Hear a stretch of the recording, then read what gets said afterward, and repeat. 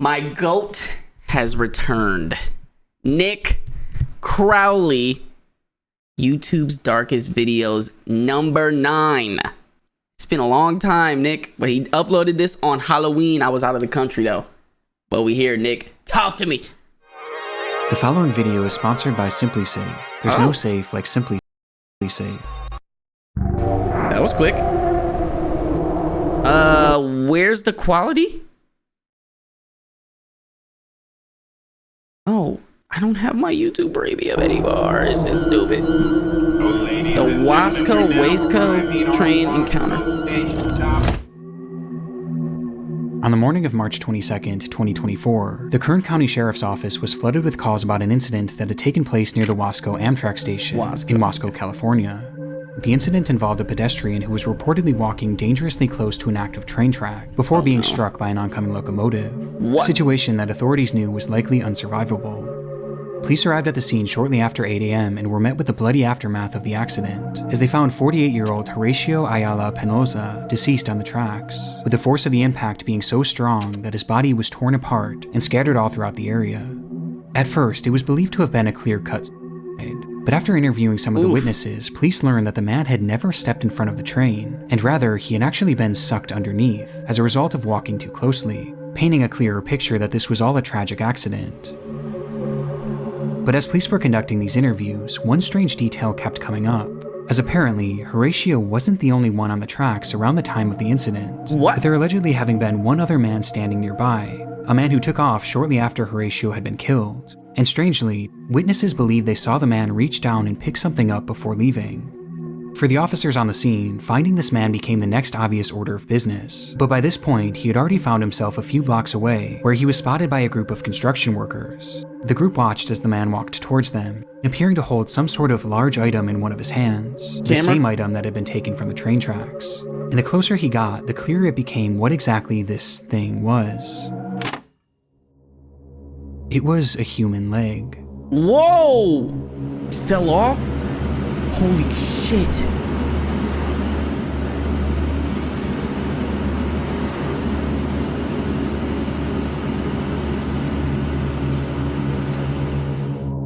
For some inexplicable reason, when the train had dismembered Horacio, this man had run over and picked up his leg, and he was now waving that leg on the sidewalk of a nearby road, with the construction crew claiming that he had been banging it against the fence as he walked towards them, and at one point had even struck the leg against one of their machines. Upon the realization, a wave of fear washed over the group, as they were unsure what this man had done to get this leg, or what he would do next, though that was something that even the wildest of imaginations could have never predicted. Seriously? Did he eat it? Oh, I was right! Hey,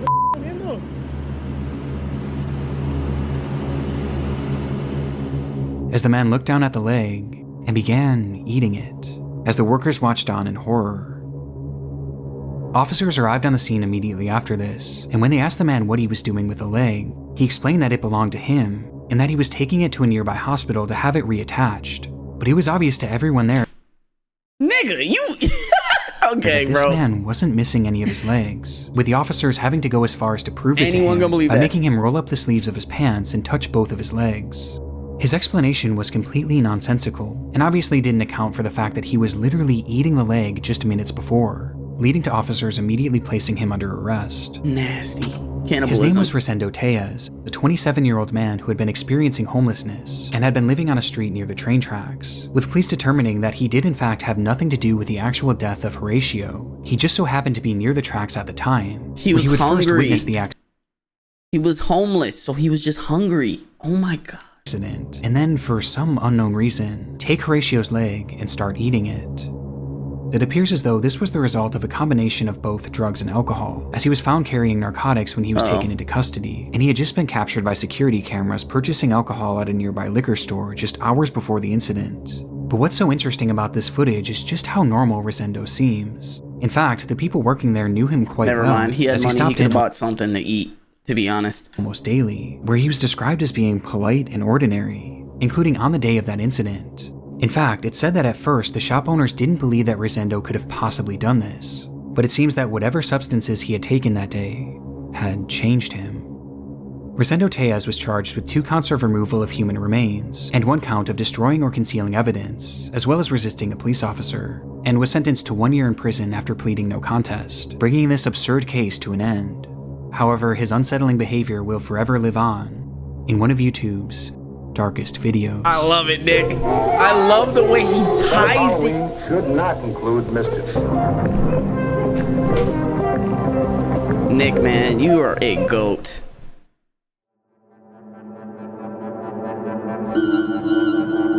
Ew. Oh. Okay, sorry for the pause.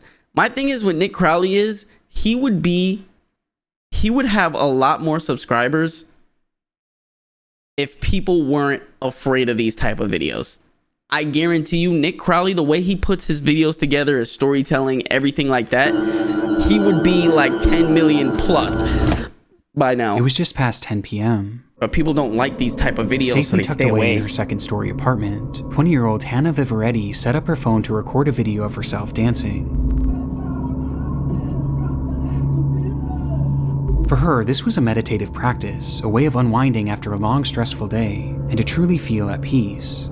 But that day, fate had other plans. Oh no, somebody jumped in her shit.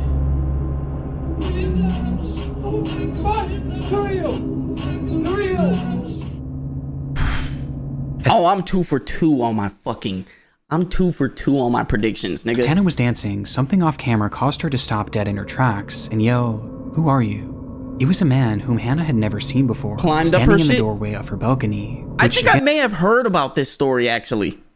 Somebody just climbed up her apartment and got in was there. on the second floor, meaning that man had climbed up, cracked open the door, and was now standing in her home. This is why, my friends, if you live in an apartment that has a balcony, don't matter how many floors up it is, you lock that bitch, okay?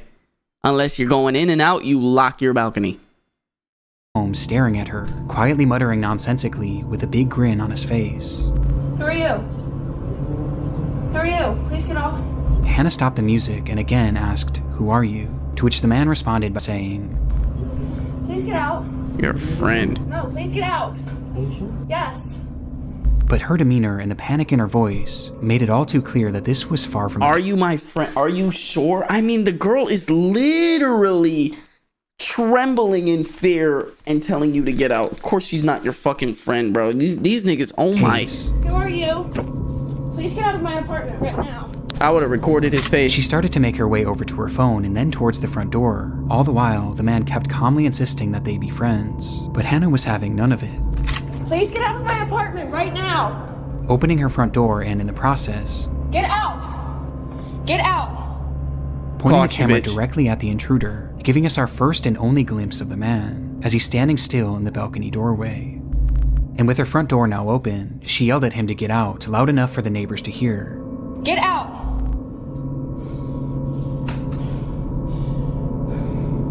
Which finally caused the man to retreat. As it turns out, Hannah did actually know who this man was. I think I've seen this story, bro. This went viral a while ago, but I think I've seen it. I know this exact story. At least vaguely, as he lived in the same apartment complex, but he never actually spoke to her. He would always just stare and smile, making it apparent that he had some sort of sick interest in her. Nasty. As for why he entered her home that night, it's fairly obvious that his intentions were incredibly sinister, with Hannah recalling that during the entire experience, his hands never left his hoodie pocket, making her wonder if he was holding onto some sort of weapon that he may have been planning to use on her. But thankfully, Nasty. because of her swift reaction, we'll never truly know what he had planned that night. Days That was after the actually very smart to go into the hallway and start yelling, get out. Because a nigga like me would have been like, through my peephole. Maybe I wouldn't have come out, but through my peephole. incident, police would arrest 36-year-old Angel Moses Rodriguez Gomez and charge him with stalking, second-degree assault, third and fourth-degree burglary, and malicious destruction of property. Damn. But surprisingly, shortly after his arrest, they allowed him to walk free on bail.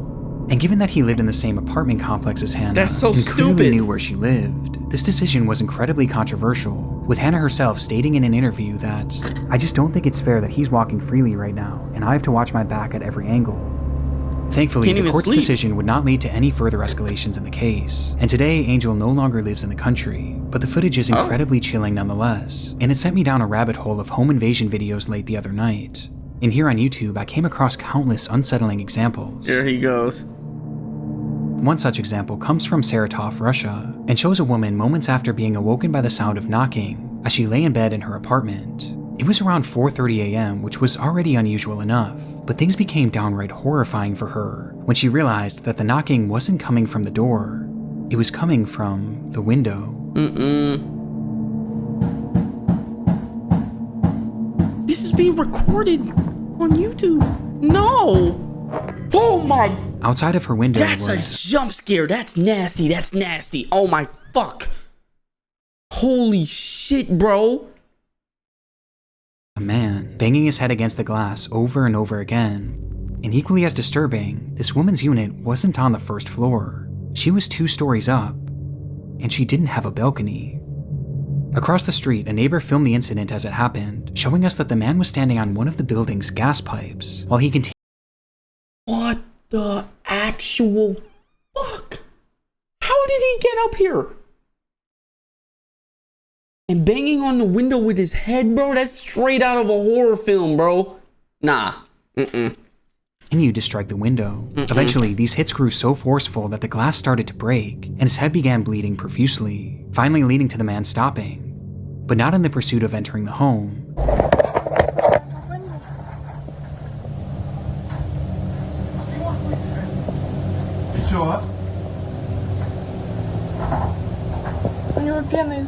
Why?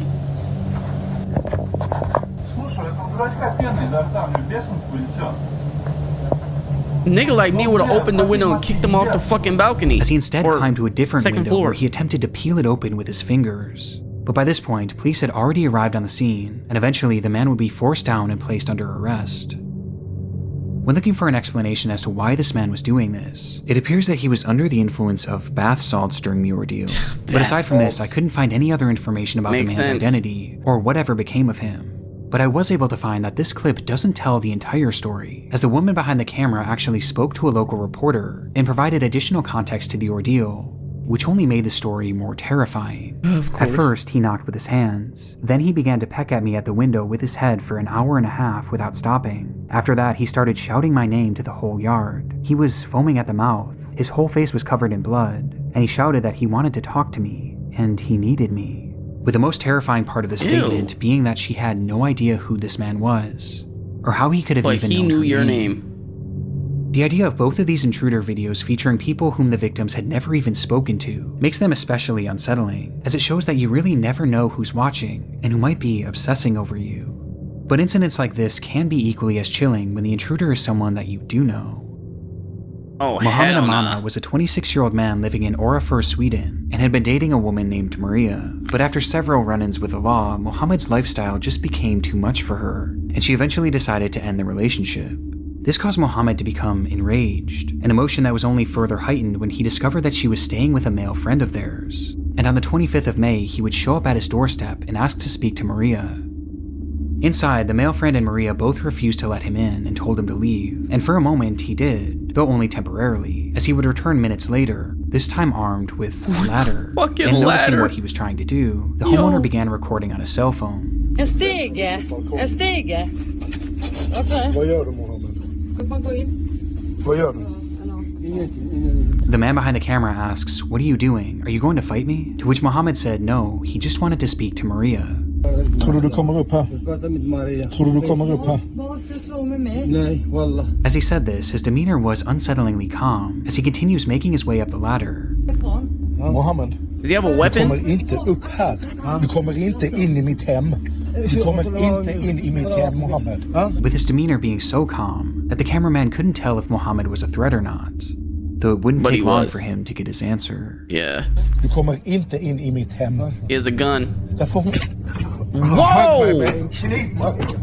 Han sköt mig med en kniv. In an instant, Mohammed struck the cameraman, causing him to retreat into his room, closing the sliding glass door just in time for Mohammed to step on the balcony and brandish a large kitchen knife. En stor köttkniv. Såg ni det? Du, han krossar glaset med en sten. Whoa. Whoa. Still dazed by the attack, the man holding the camera retreated even further into the house, while Maria had already run into the bathroom and locked the door behind her. Good a door shit, that Maria. Mohammed would quickly rush over to. Good shit, Maria. Now you, as the nigga, need to find a fucking weapon, bro. There's no fist, bro. Not only do you need to find a weapon, it needs to be longer than a fucking kitchen knife. Get a fucking broom if you have to, bro. Something long. Pause. Han kommer in, Maria. Mohammed, hugg du. Mohammed, du högg mig redan. And desperately tried to open, even trying to use his knife to turn the lock, as that lock was the only thing standing in the way of what he was there to do. What exactly that was is unknown, as police would manage to arrive on the scene within minutes of this footage being taken, where they would arrest Mohammed before he was able to get to Maria. But it's clear based on the fact that he had a weapon on him and his desperate attempt to breach the house that he didn't just want to have a conversation. In the end, the man filming was left with only minor cuts, and Mohammed was sentenced to 2 years in prison as well as a 10-year ban from the country of Sweden, leaving us with 3 haunting videos of 3 disturbed intruders, whose true intentions will thankfully never be known. But what about the ones that... That's the thing about this shit, bro. It makes you think, what about the ones that were known? Like, what about the ones whose intentions were known, but the person who found out what their intentions were is no longer here?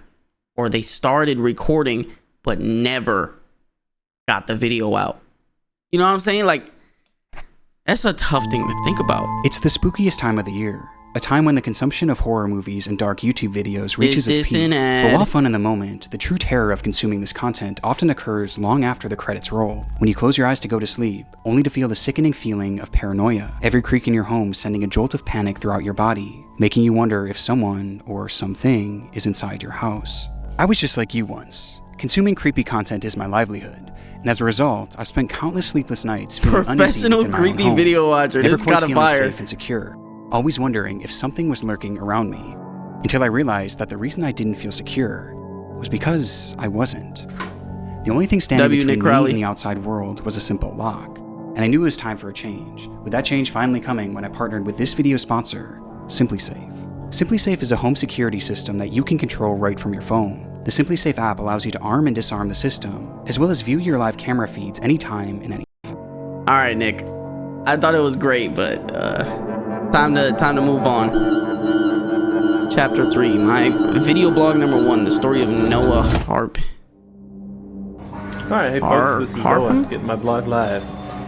My video Trucks and blog. trucks and lots of trucks. This is the very first footage that Noah Harpham would post to YouTube. Harpham. After years of having a channel, Noah finally decided to give uploading a try, posting this inaugural video to his self-titled channel on October 29th. Oh, that's a nasty ratio. 77,000 views with 56 likes. That's a nasty ratio, bro. 2015, titling it 102915 horrifying. Video blog number 1, and introducing himself to the platform with a simple "Hello world" in the description. No, but I did want to dissect just the beginning of a sermon given by a Pastor Bill, a guy that my dad has been following, taking ideas from for 10 years at least. He and his family, 2 kids.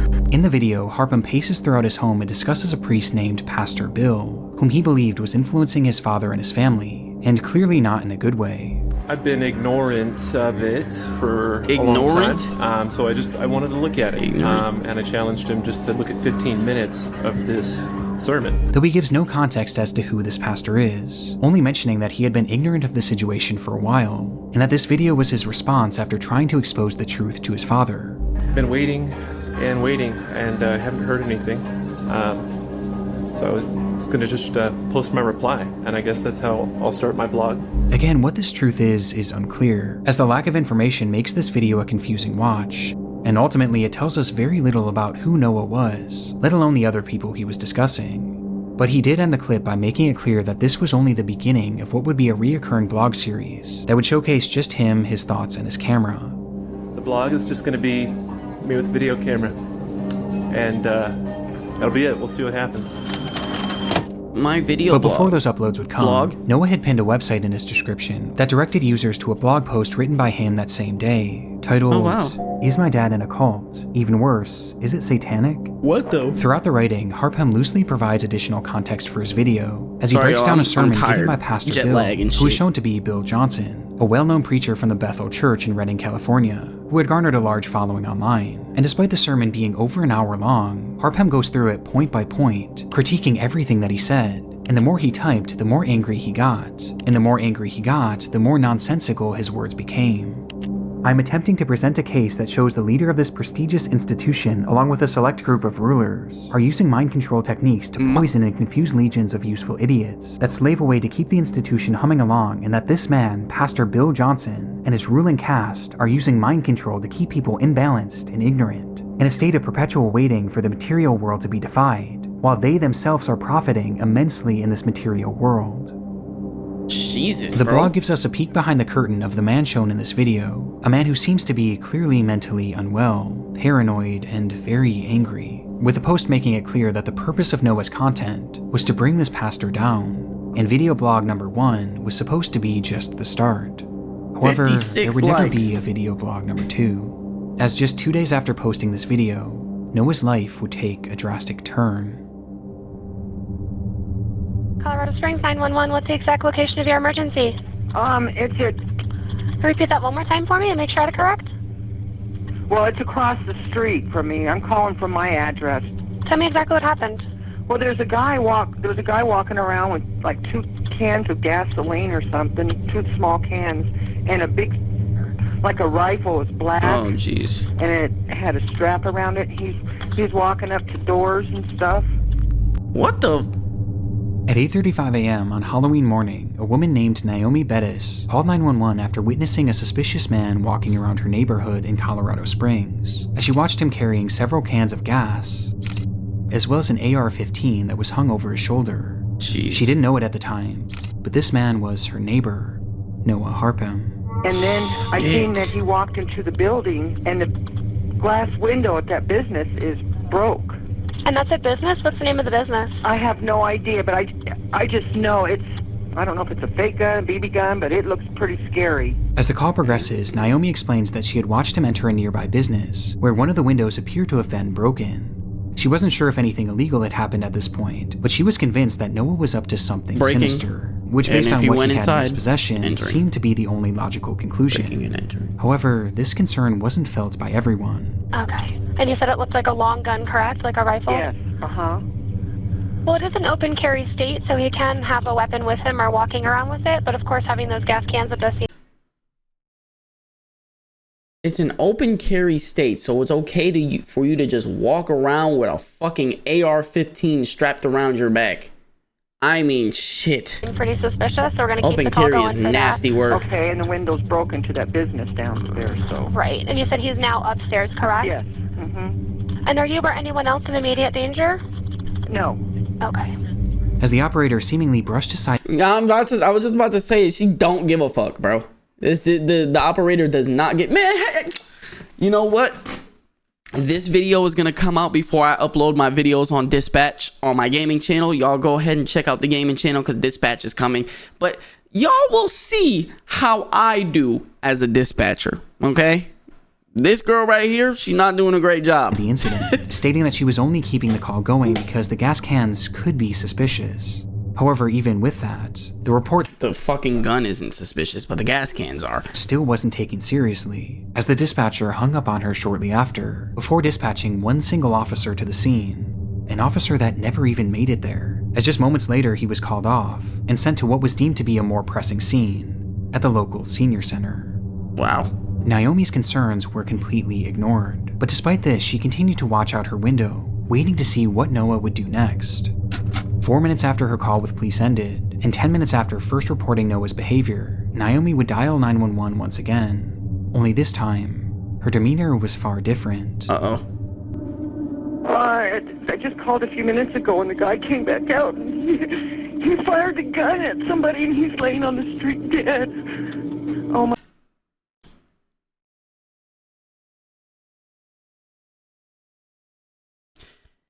You see, You see what happens when you try to be a good citizen and the cops literally do not give a flying fuck? You see, she called the cops and they actually sent someone out and they called him off. Whoever died on the street right there, that life could have been saved had you guys took this thing just a little bit more serious. I understand it's an open carry state, but nigga, it's an AR-15 and he has gas cans. If he just had a pistol out, okay, maybe not that big of a deal. And walking around with gas cans, whatever. AR-15, 2 gas cans, and he's walking a certain way. And y'all are like, well, it is an open state, but the gas cans are kind of suspicious. What about the fucking rifle on his back? My God, you sent an ambulance too.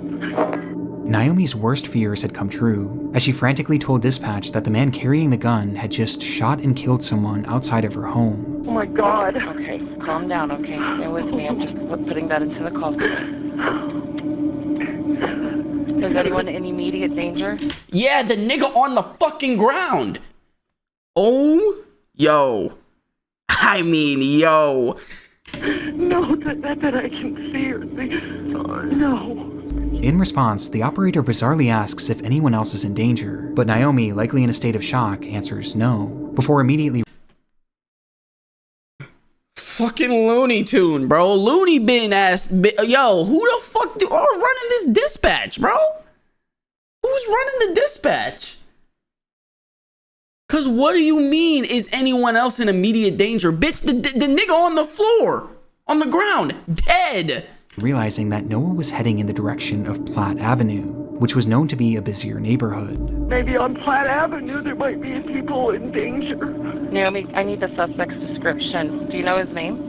No, I don't. Okay, is he white, black, Hispanic, He's Asian? white, and he's got long curly hair coming out of his cap. She desperately tried to relay that more people were likely in harm's way, only to be immediately proven right just seconds later. I think, yeah, there's people outside that might be in danger up on Platt. Okay. Oh, I just heard another gunfire. Oh, shit. Oh, my God. When she hears more gunshots, prompting the operator to once again ask, Yeah, they need to call an ambulance or something right away. Okay. Is anyone in need? You're not dead ass. You're not dead ass, bro. Who is this fucking dispatcher, bro? I hope she lost her fucking job. What do you mean, is anyone in immediate danger? The niggas on Platt getting shot right now. Be in danger. Only people up on Platt, maybe. All right, I am sending the paramedics to help you now. Stay on the line and I'll tell you exactly what to do next. The paramedics and the cops. Oh my God, bro. This is pissing me off. This is pissing me off. Okay? it was only then that the operator would tell Naomi that police and medical personnel were finally being dispatched to the scene. But by this point, it was far too late. Of course it was. In the moments after Naomi had made her first 911 call, Noah Harpham would first attempt to light his house on fire using the 2 cans of gasoline. Though this, however, failed and caused him to quickly shift his focus. Noah instead stepped outside and brandished his rifle, immediately pointing it directly at Andrew Mayers, who had been riding his bike in the neighborhood. And after seeing the gun, the man stopped and begged him not to shoot, to which Noah responded by pulling the trigger multiple times, killing him instantly. Wow. With Andrew Mayers being the man that Naomi had seen laying dead on the street.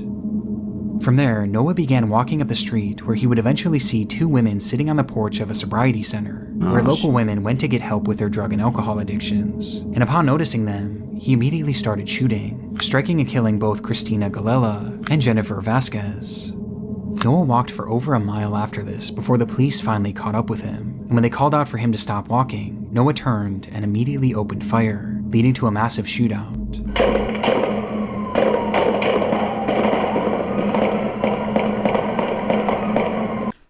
So, dispatcher, let me ask you something.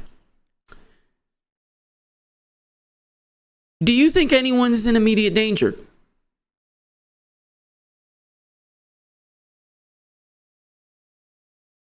Is there anyone else in immediate danger? Dispatcher? Hello? Exactly. Fucking idiot. Is anyone in fucking danger? Nigga, he just killed somebody. He's laying on the floor. He's headed up to a busy neighborhood. Is anyone else in danger? Are you fucking joking, bro? He starts, he's shooting the people up on Platte now. Okay, is there anyone else in immediate danger? When the smoke cleared, I mean, you cannot make up that fucking, that conversation right there. You cannot make that up, bro. I mean, shit. The only one struck had been Noah, who was lying dead on the pavement, marking the end of his killing spree.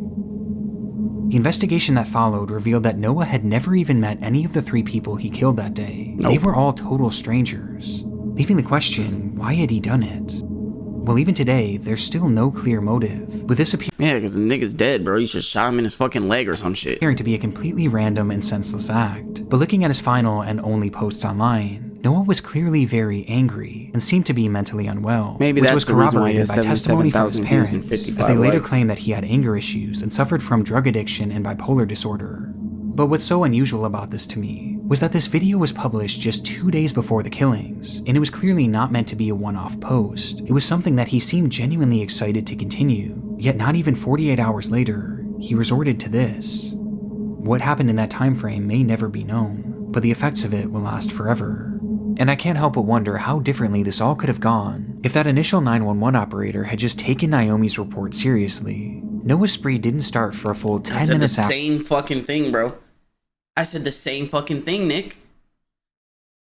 Repeat had that. just taken Naomi's report seriously. Noah's spree didn't start for a full 10 minutes after she started that call, which would have been more than enough time for police to intervene. But instead, Noah was given... Instead of taking this shit serious, 3 people died over it. I hope y'all niggas feel all of that weight. All of the weight of the guilt that you allowed this nigga to kill 3 fucking people after somebody called in and said that he looked like he was dangerous. all the time he needed to end 3 innocent lives.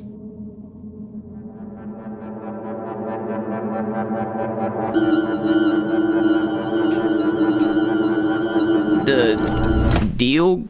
It wasn't an attraction for the faint of heart. I don't like that. I don't like that word. Standing over 1,300 feet above the ground, the Deoghar Ropeway was built to take tourists up and down the Trikut mountain in Jharkhand, India. It was the tallest cableway in the entire country, offering an unparalleled view of Deoghar and the picturesque landscape around it. Because of this, videos have long since been posted on YouTube showing just how dramatic of a ride this truly is, with one such video being recorded on April 10th, 2022. False. Oh no. That day, a woman and her family had been filming their adventure to the Trikut mountain, and were now filming a first-person view of the descent back down. You will never catch me on one of these unless the ground is right there. And what I mean by that is a ski slope, nigga, where the cart is probably like 10 feet off the ground because the ski slope is right there. So you need to use it to get up to the top of the ski slope. You will never catch me on one this fucking high up in the world. Nah. It wasn't the kind of place Did you for hear anyone... that? I would have been begging to get off, nigga. It wasn't the kind of place for anyone with a fear of heights, and the loud sounds of the car passing the support towers only added to the anxiety of the trip. But the group filming this all remained relatively calm, quietly conversing to themselves, seemingly unfazed by the spectacular height.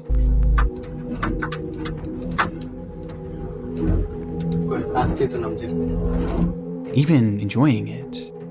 A feeling that wouldn't last. Please don't tell me one of them. So the video got out, so it must have been one of these around that must have fell.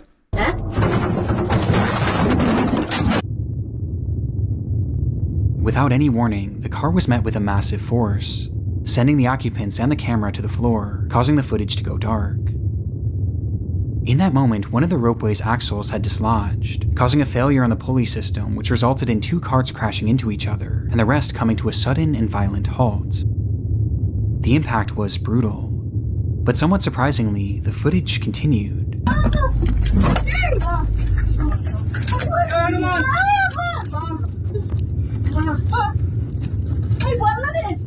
That high up in the sky, I would have been like, get me the fuck off this. Showing just enough to reveal that the ropeway and the cabin these people were in were both still intact, before the recording came to an end. This group had survived the impact, but the nightmare was far from over. News of the collision quickly spread throughout the region, leading to the scene being flooded with rescuers and news crews alike, with everyone trying to figure out what exactly was happening, and the initial prognosis was grim. In the impact, 1 man in a separate car had been killed, and many others were left injured. And making matters worse, due to the broken axle, the ropeway was now no longer operational, meaning that the 70+ people spread throughout the various cars were now stuck, some of whom were still suspended over 1,000 feet in the air. It was going to be an incredibly difficult rescue operation, just given the height of the ropeway alone. And ultimately, it was determined that the Indian Air Force would utilize their special top-of-the-line helicopters to fly over the cars and lower down ropes with harnesses attached to them for survivors, who then would strap themselves in and be hoisted up to the helicopter above using an electronic winch. It took hours for them to even make their first attempt, before finally trying their approach on a middle-aged man, who slid on his rescue strap and was then slowly pulled up towards safety. And fell off. It's literally nail biting.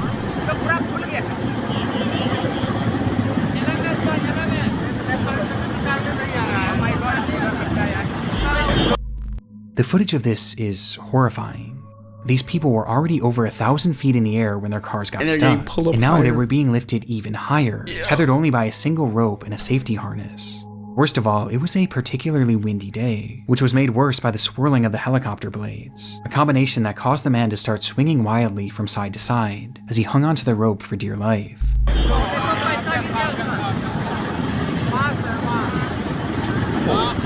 Shit.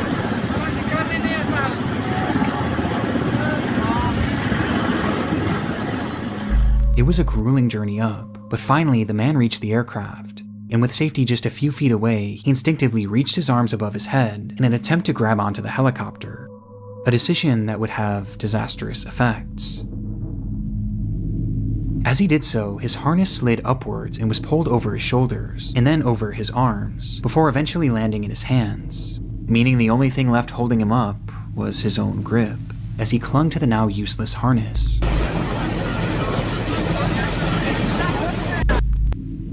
For a full minute, he dangled there, just inches away from rescue. Meanwhile, the rescue crew searched the craft for something they could use to safely hoist him in, but before they got the chance,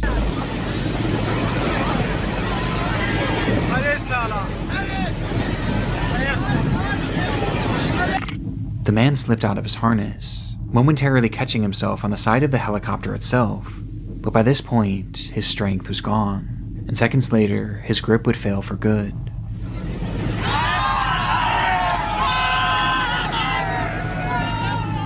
Causing him to plummet approximately 2,000 feet to the ground below, killing him instantly. For those waiting to be rescued, the sight was especially horrific, as they watched. I would have been like, nope, find another way. Find another way, my nigga. The man who they thought had made it to safety fall to the ground right in front of them. The fear they must have felt knowing that soon it would be their turn is unimaginable. After this, the rescue crews began making tweaks to their operation, which started to lead to a few attempts going off without a hitch. But the entire process bring them to the ground. Why would... incredibly slow, as a full 24 hours would pass before 60-year-old Shubha Devi would finally get her chance to be removed from the car. And as she started her ascent up to the helicopter, the wind also caused her to start swinging wildly. So wildly, in fact, that the winch used to lift her suddenly stopped working, leaving her hanging there, only moving side to side rather than up towards safety.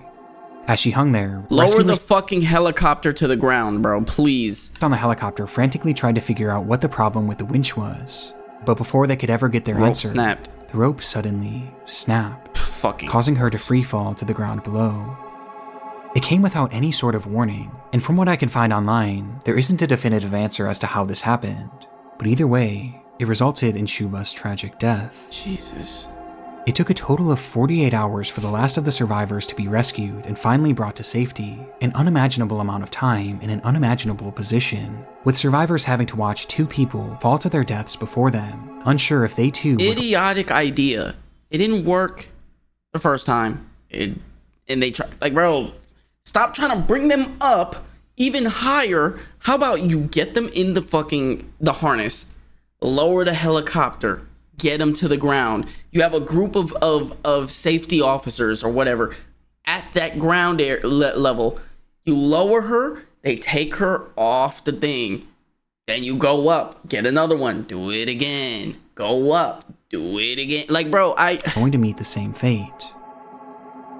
Since its release, the footage has sparked some debate online, as the media actually hailed this as an impressive and even successful rescue operation for the Indian Air Force, while others have hit back on this, as both incidents seem to have been entirely preventable, with more people dying from the rescue than the accident itself. Exactly. Though ultimately there were no repercussions for the rescue crew, with the only punishments being dished out to the operating company DRIL, which was accused of not properly maintaining the ropeway and not following proper safety protocols. It was even alleged that when the initial crash happened, the people operating the ropeway at the time actually fled the scene and never even called authorities, but I'm not sure if this was ever actually proven.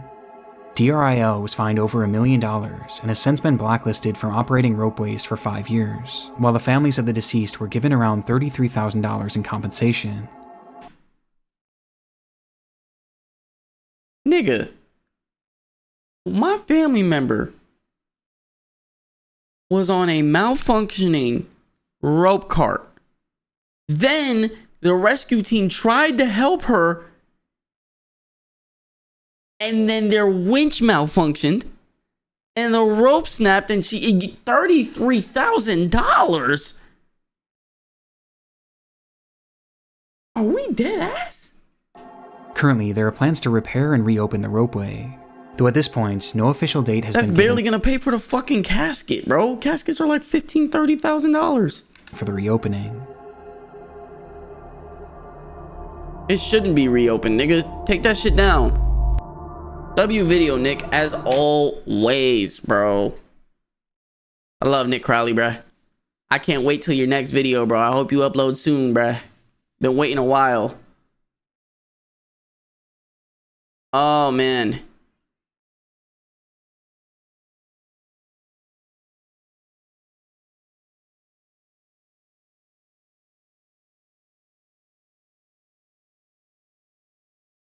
Everybody's talking about the immediate danger shit.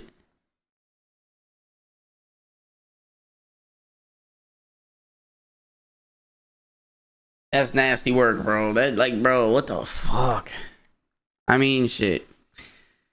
All right, y'all. Nick Crowley did it again, my boy. We'll see you next time.